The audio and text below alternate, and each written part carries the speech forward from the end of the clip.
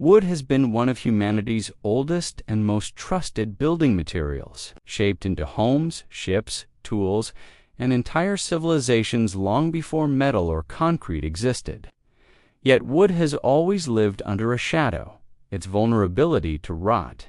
For thousands of years, entire structures collapsed, ships sank, and food stores failed simply because the wood they relied on decayed faster than the people who built them. But what is often forgotten today is that many ancient civilizations discovered ways to defeat this problem, using nothing more than observation, patience, and natural materials. They engineered wood to last not just decades, but centuries, sometimes more than 1,000 years. And the most astonishing part is that their methods still work and can be applied even today. When archaeologists examine Viking longhouses, Japanese temples, medieval bridges, or waterlogged timbers buried for centuries, they are consistently shocked by how well the wood has survived. Some beams show minimal rot despite constant exposure to moisture. Others remain structurally sound after 1,000 years. These artifacts reveal something important. Ancient builders understood wood preservation far better than we often give them credit for. Their results were not accidental. They were the product of deliberate choices, especially when it came to selecting the right type of wood. Civilizations across the world learned that not all wood is created equal. Vikings, for example, preferred oak, not because it was convenient, but because its dense grain, slow growth, and naturally high tannin content made it especially resistant to water and fungi. In Japan, temple builders used hinoki cypress, a tree infused with aromatic oils that repel insects and act as natural preservatives. Medieval carpenters favored larch, a species full of resin that hardened over time. While these people didn't describe these materials in scientific terms, they had generations of practical experience showing which woods could survive storms, floods, and moisture-rich environments without rotting away. But choosing the right wood was only the first step.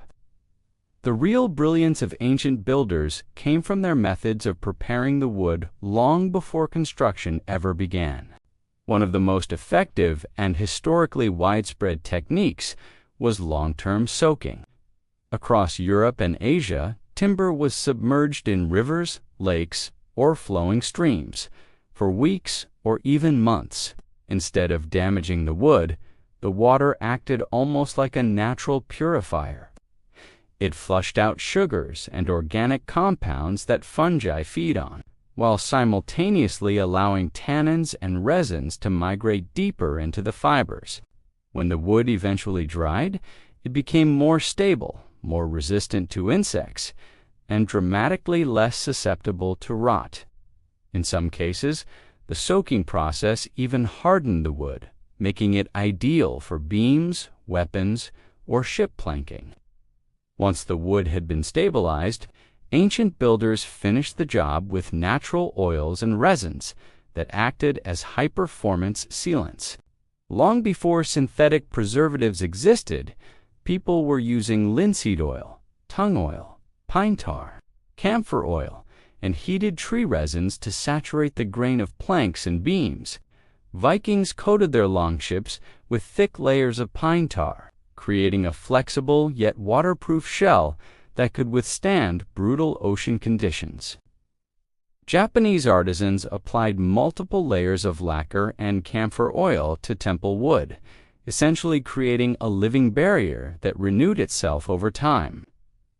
In many cultures, oils were heated before application to help them penetrate deeper into the wood, filling microscopic voids and forming a moisture-resistant shield. The final element of the 1,000-year wood trick was not chemical, it was architectural. Ancient builders understood that even the best wood treatments could fail if water was allowed to pool, seep, or stagnate. To counter this, they designed structures around the behavior of moisture. Japanese temples were raised on stone platforms, so the pillars never touched wet soil. Scandinavian structures used steep roofs and broad overhangs to keep rain away from walls. Viking ships used overlapping planks fitted tightly and sealed with pitch to shed water instantly. Medieval bridges featured airflow gaps that dried the beams naturally.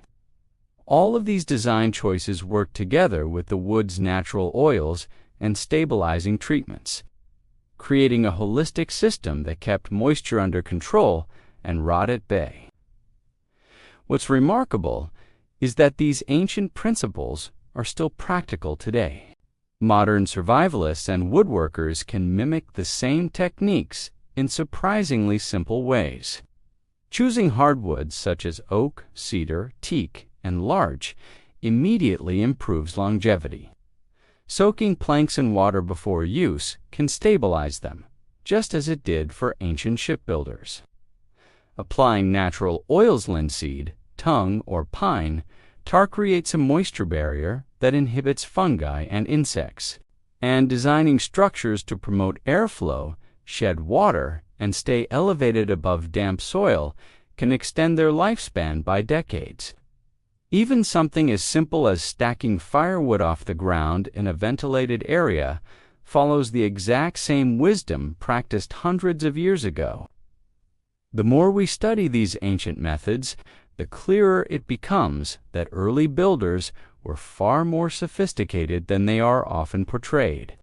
They lacked modern chemical knowledge, but through experience, they developed an intuitive understanding of how wood interacts with its environment. They recognized the patterns that led to decay, and over generations, they perfected strategies to counter them. Whether it was the hull of a Viking longship, the lacquered beams of a Japanese shrine, or the submerged timbers of a medieval bridge, their goal was always the same: to create structures that could survive long after their makers were gone. Today, the 1,000-year wood trick stands as a reminder of human ingenuity in its purest form.